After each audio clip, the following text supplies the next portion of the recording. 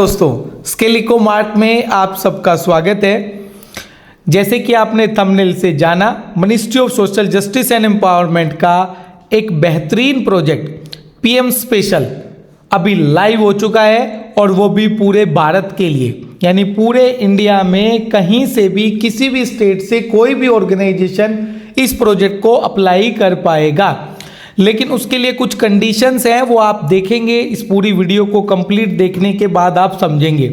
सबसे पहले कुछ ट्रेनिंग पार्टनर जानना चाहते हैं कि इसको अप्लाई कैसे किया जाएगा और इसके अप्लाई की अंतिम डेट क्या है। ये सबसे पहला क्वेश्चन एक ट्रेनिंग पार्टनर के दिमाग में आता है।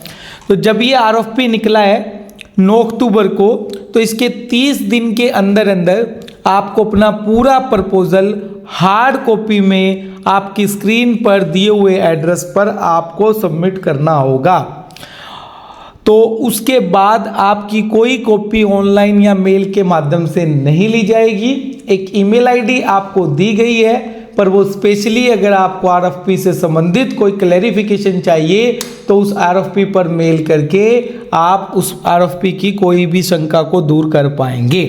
ठीक है दोस्तों, अब आ जाइए दूसरा सबसे इंपॉर्टेंट क्वेश्चन। अभी मैं जॉब रोल का कैसे सिलेक्शन करना है। देखिए, इस आरएफपी में स्पेसिफिक 2 जॉब रोलों पे ध्यान दिया गया है।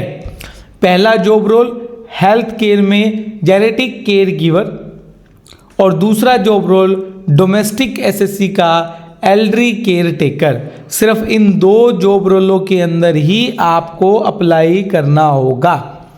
उसके बाद कौन कौन से ट्रेनिंग पार्टनर एलिजिबल होंगे, क्या मुख्य एलिजिबिलिटी है ट्रेनिंग पार्टनर की। सबसे पहले जो भी इंस्टीट्यूशन अप्लाई करेगा तो उसको 3 साल पुराना होना चाहिए, यानी वो 2020 से पहले का रजिस्टर्ड होना चाहिए। उसके अलावा सबसे इंपॉर्टेंट बात, लास्ट 3 साल का टर्नओवर 5 करोड़ का होना चाहिए और जो आपकी नेटवर्थ है वो पॉजिटिव होनी जरूरी है। अगर कोई एनजीओ है तो एनजीओ दर्पण पर रजिस्टर होना जरूरी है, अदरवाइज कोई ज़रूरत नहीं है। उसके अलावा जो लास्ट 3 साल फाइनेंशियल ईयर कंसिडर किए जाएंगे वो होंगे 22-23, 23-24, 24-25। उसका एक अनेक्चर 1 दिया गया है। अनेक्चर 1 आपकी स्क्रीन पे आपको दिखाई दे रहा है।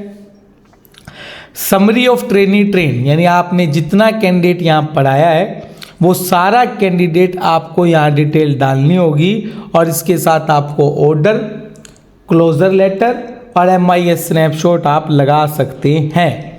Financial year wise, scheme wise, department wise कितना कैंडिडेट ट्रेन और किस कोर्स में ट्रेन, ये डिटेल आपको देनी होगी। और वो सारे के सारे सिर्फ गवर्नमेंट स्कीम से होने चाहिए, प्राइवेट से नहीं होने चाहिए।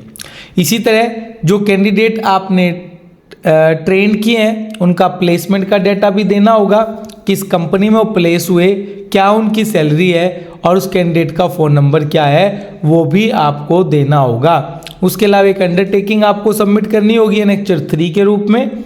अनेक्चर 4 बड़ा इंपॉर्टेंट होने वाला है दोस्तों।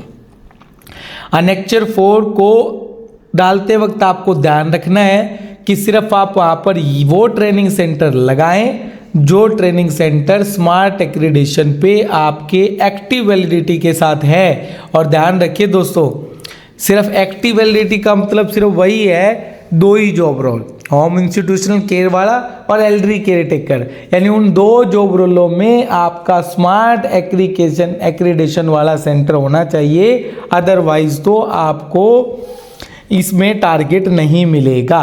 तो आप इसमें उस टीसीआईडी को मेंशन करेंगे, उस एड्रेस मेंशन करेंगे, रेजिडेंशियल या नॉन रेजिडेंशियल, और किस जॉब रोल में वो सेंटर है और कितना बच्चा वहाँ ट्रेन करना चाह रहे हो।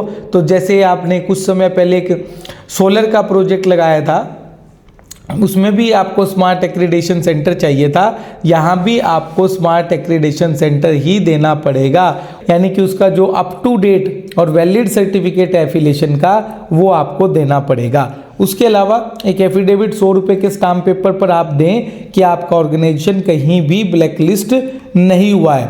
उसके अलावा कोई इंटरनेशनल अगर एक्रीडेशन है, तो वो भी आप यहाँ पे मेंशन कर सकते हैं।